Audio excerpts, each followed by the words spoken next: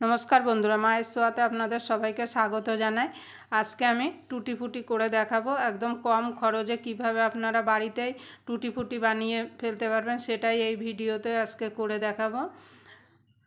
সামনেই তো 25শে ডিসেম্বর, আর কেক বানাতে গেলে টুটি ফুটি তো খুবই দরকার। যদি বাড়িতেই যদি কম খরচে টুটি ফুটি বানানো যায় তাহলে তো খুবই ভালো হয়, বাজার থেকে আর বেশি দামে টুটি ফুটি কিনতে হবে না। আমি এখানে টুটি ফুটি বানানোর জন্য পেঁপে নিয়ে নিয়েছি। আমার ঘরে একটা পেঁপে ছিল, আর পেঁপেটা আপনারা একদম কাঁচা দেখে নেবেন যেন পাকা না হয়। আমি পেঁপে দিয়ে বানাচ্ছি, আপনারা চাল কুমড়ো দিয়েও বানাতে পারেন। আবার অনেকে তরমুজের যে তলার খোসাটা হয় সেটা দিয়েও অনেকে টুটি ফুটি বানায়। তা আমি আজকে পেঁপে দিয়ে টুটি ফুটি বানিয়ে দেখাবো। তার জন্য আপনারা প্রথম থেকে শেষ পর্যন্ত ভিডিওটা দেখবেন, আশা করি আপনাদের ভালো লাগবে। যদি টুটি ফুটির রেসিপি আপনাদের ভালো লাগে তাহলে অবশ্যই একটা লাইক করে দেবেন। আর এরকম নিত্য নতুন রেসিপি পেতে অবশ্যই আমার চ্যানেলটা সাবস্ক্রাইবার করে আমার পাশেই থাকবেন, আর পাশের বেল আইকনটি অবশ্যই বাজিয়ে দেবেন আমি যখন কোনো নতুন রেসিপি আপলোড করব সবার আগে পাওয়ার জন্যে। তাহলে চলুন আমি পেঁপেটা তাহলে কেটে নিই।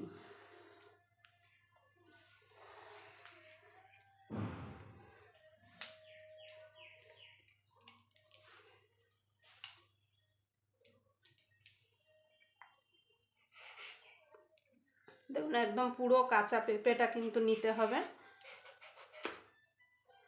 এই দেখুন, আর এই পেঁপেটা এত সুন্দর, একটু কিন্তু বিষ নেই। এবার পেঁপেটা আমি ভালো করে ছাড়িয়ে নেব। একটু মোটা করে কিন্তু খোসাটা ছাড়াতে হবে, সবুজ অংশ থাকলে কিন্তু হবে না। এইভাবে মোটা করে খোসাটাকে ছাড়িয়ে নিতে হবে। আপনারা অবশ্যই আমার মতো করে একবার টুটি ফুটি বাড়িতে বানিয়ে অনেক দিন ধরে সংরক্ষণ করে রাখতে পারবেন। একটা কাচের শিশিতে ভরে দেখুন বন্ধুরা, এইভাবে আমি পেঁপের চোকলাগুলো সব ছাড়িয়ে নেব। দেখুন বন্ধুরা, পেঁপেগুলো আমি পরিষ্কার করে দেখুন ছুলে আমি ধুয়ে নিয়ে চলে এসেছি। এবার আমি পেঁপেগুলোকে ছোট ছোট করে কেটে নেব। যতটা ছোট পারবেন আপনারা ততটা ছোট করে কাটবেন। এই উপরের মুখটা বাদ দিয়ে দেবো।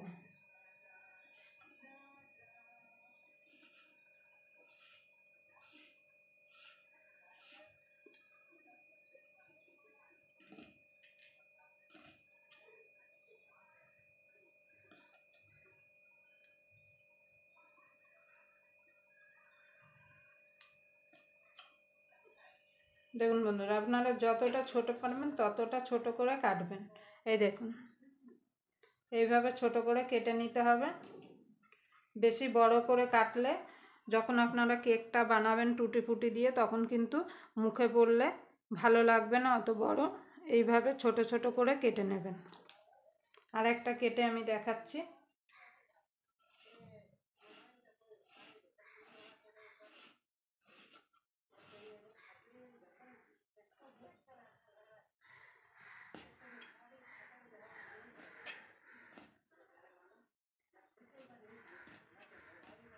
দেখুন বন্ধুরা, এইভাবে এরকম ছোট ছোট করে কেটে নেবেন। আমি সব পেঁপেগুলো এইভাবে ছোট করে কেটে নেব। দেখুন বন্ধুরা, আমি পেঁপেগুলো এইভাবে ছোট ছোট করে কেটে নিয়েছি। এবার পেঁপেটাকে আমি একটুখানি মিনিটখানে সিদ্ধ করে নেব, যে পেঁপের কাঁচা গন্ধটা আছে সেটা চলে যাবে। খুব বেশি সিদ্ধ করবেন না, 1 থেকে 2 মিনিট একটুখানি সিদ্ধ করে নিলেই হয়ে যাবে।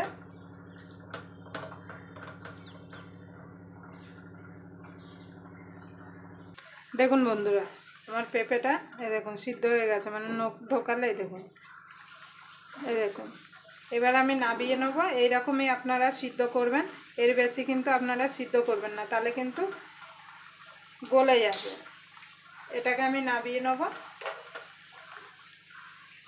এবার আমি একটা কড়াই বসিয়ে দেবো। এরকম একটা ঝুড়ি নিয়েছি, আমি ঝুড়ির মধ্যে ছেঁকে নেব। দেখুন বন্ধুরা, আমি ঝুড়ির মধ্যে ছেঁকে নিয়েছি।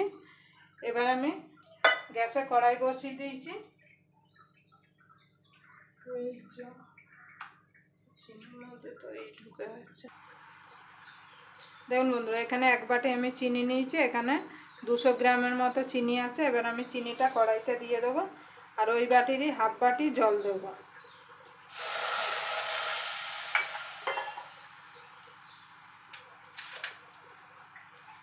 এবার চিনিটা গলা পর্যন্ত অপেক্ষা করব।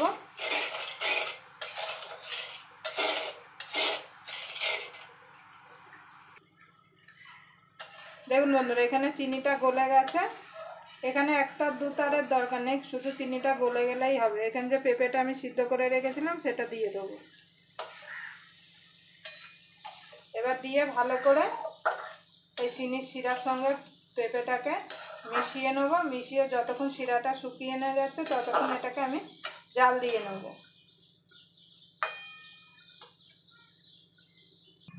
দেখুন বন্ধুরা, জলটা পুরো চিনির শিরাটা শুকিয়ে গেছে। এবার আমি নামিয়ে দেবো।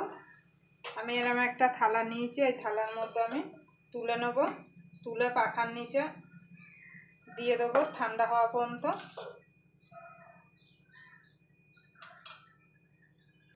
দেখুন বন্ধুরা, ঠান্ডা হয়ে গেছে। আমি 4টে বাটিতে নিয়ে নিয়েছি। আমি 4 রকম রং দেবো, আপনারা আপনাদের পছন্দ মতো রং দিতে পারেন।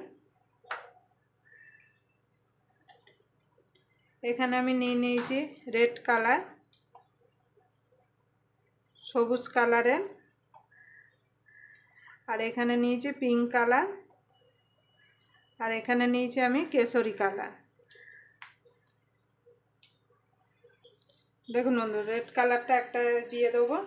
দিয়ে এইভাবে আমি মিশিয়ে নেব। একটুখানি জল দিয়ে আপনারা গুলে নেবেন কালারটা।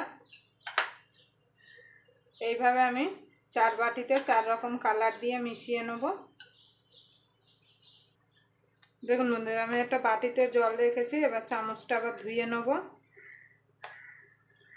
যতবার কালার দেবেন ততবার চামচটা ধুয়ে পরিষ্কার করে নেবেন। দেখুন বন্ধুরা, আমি 4টে কালার মিশিয়ে নিয়েছি। একটা রেড, একটা গ্রিন, আর একটা পিঙ্ক কালার, আর একটা হচ্ছে কেশরি কালার। আপনাদের পছন্দ মতো কালার আপনারা দিয়ে নেবেন। এবার এইটাকে আমি একটা থালায় ঢেলে একটু পাখার তলায় দিয়ে শুকিয়ে নেব। আপনারা অবশ্যই থালায় ঢেলে পাখার তলায় শুকিয়ে আর একটা কাচের বয়ম করে তুলে রাখবেন। যখন কেক বানাবেন বার করে আপনারা কেক বানাতে পারবেন। আপনাদের সঙ্গে আবার কোনো নতুন রেসিপি নিয়ে দেখা হবে। ততক্ষণ পর্যন্ত আপনারা ভালো থাকবেন, সুস্থ থাকবেন।